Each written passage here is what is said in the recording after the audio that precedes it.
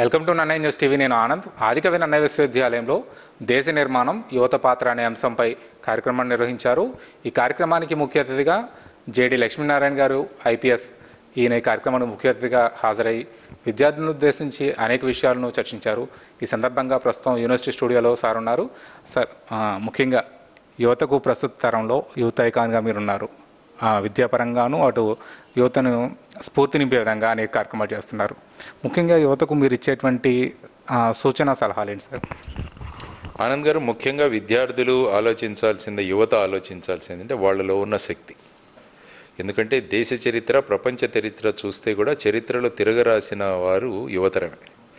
So అటువంటి వారు ఎలా తయారు చేసుకోవాలి వాళ్లకు వాళ్ళు అన్న దాని గురించి ఆలోచించాలి. అంటే యువతరం ఇతర మార్గాలు పెట్టడానికి అనేక మార్గాలు ఈ మధ్య బయటకు వస్తున్నాయి. వారిని ఏ విధంగా లాగేసేయాలి, వాళ్ళలో ఉన్న సంఘటిత శక్తిని ఏ విధంగా మనం తగ్గించాలి. ఎందుకంటే భారతదేశ యువతరం అందరూ కలిసి కనుక తలుచుకుంటే ప్రపంచం వారి ముందు నిలబడలేదు. ఇది ఎప్పుడో గతంలో కూడా మన భారతదేశం నిరూపించింది.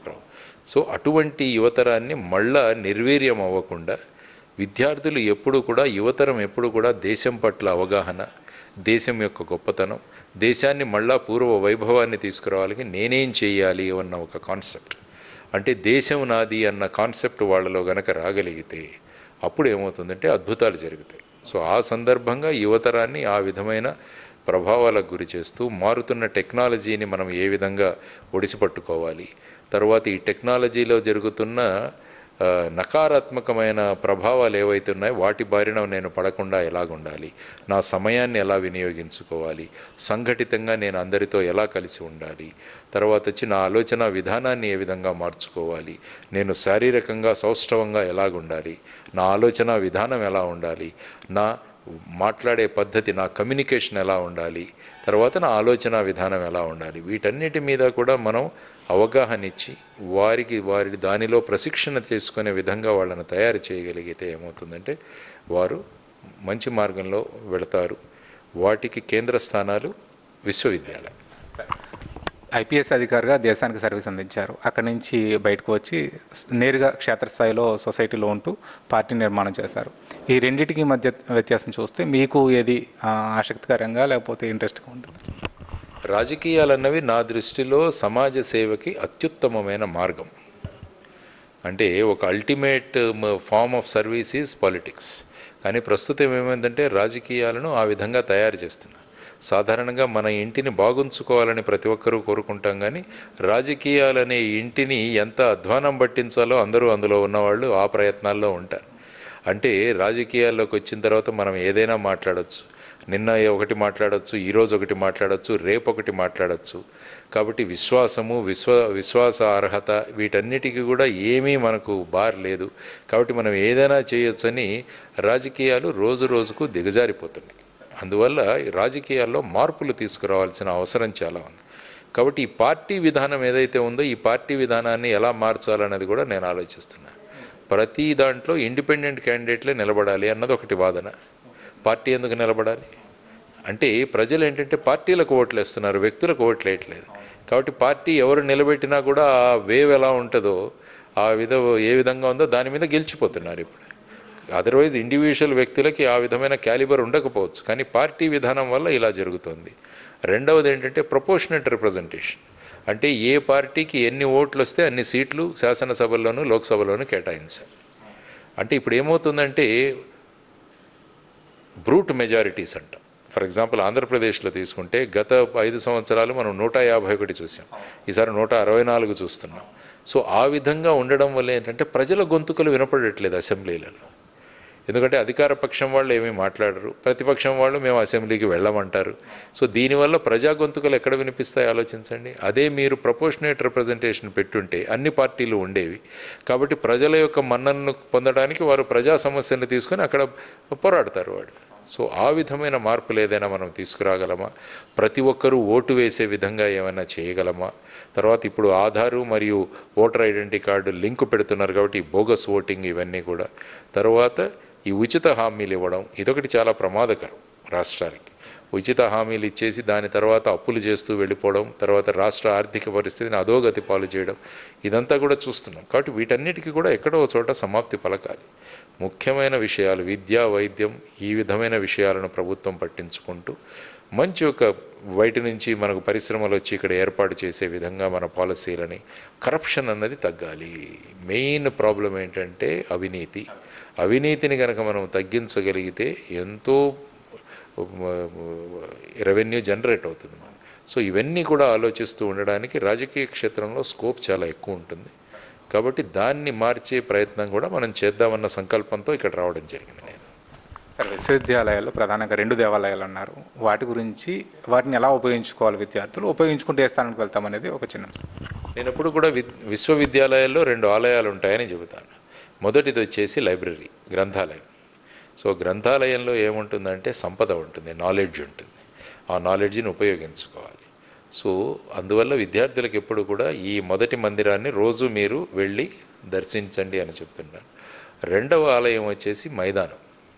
ఎందుకంటే గెలుపు ఓటమును నేర్పిస్తుంది మైదానం. ఎందుకంటే రేపు సమాజంలో మీరు వెళ్ళిన తర్వాత కూడా జీవితంలో ఎన్నో గెలుపు ఓటములను ఎదుర్కోవాలి. వాటిని ఇప్పటి నుంచే మిమ్మల్ని తయారు చేసేది మైదానం. ఒకరోజు నేను గెలుస్తాను, ఇంకో రోజు ఓడిపోతాను. సో ఆ విధంగా జీవితాన్ని కూడా ఆ విధంగా అన్వయించుకుంటాను. ఎప్పుడైతే ఆటలు ఆడమో మనకేమవుతుందంటే ఏదైనా చిన్న తేడా వచ్చిందంటే వెంటనే ఆత్మహత్యల దాకా వెళ్ళిపోతున్నారు పిల్లలు. అందువల్ల స్కూల్ నుంచి యూనివర్సిటీ వరకు కూడా ఆటలు, వ్యాయామం అన్నది ఖచ్చితంగా ఉండాలి. కాబట్టి ఈ 2 ఆలయాలను కనుక మీరు చక్కగా వినియోగించుకుంటే ఒకవైపు జ్ఞానం, ఇంకోవైపు భవిష్యత్తును ఏ విధంగా మనం మలుచుకోవాలన్నది కూడా తెలుస్తుంది. కాబట్టి ఈ ఆలయాల గురించి నేను మాట్లాడుతుంటాను సాధారణ. ఒక పక్కన జయప్రకాష్ నారాయణ గారు, మరో పక్కన లక్ష్మీనారాయణ గారు. అంటే యువత అంతా కూడా అనుకుంటుంది చదువుకున్న వాళ్ళు, విద్యావంతులు రాజకీయాల్లోకి వస్తే బాగుంటుంది దేశమని. కానీ వచ్చిన వారిని ప్రజలు ఆదరించే పరిస్థితులు లేవు. దాని మీద మీరేమంటారు? అంటే ఏమవుతుందంటే ఎలక్షన్లు వచ్చేసరికి సాధారణంగా ఎలా అనుకుంటారు అంటే గెలిచే వాళ్లకు ఓటు వేయాలన్నది ఒక కాన్సెప్ట్.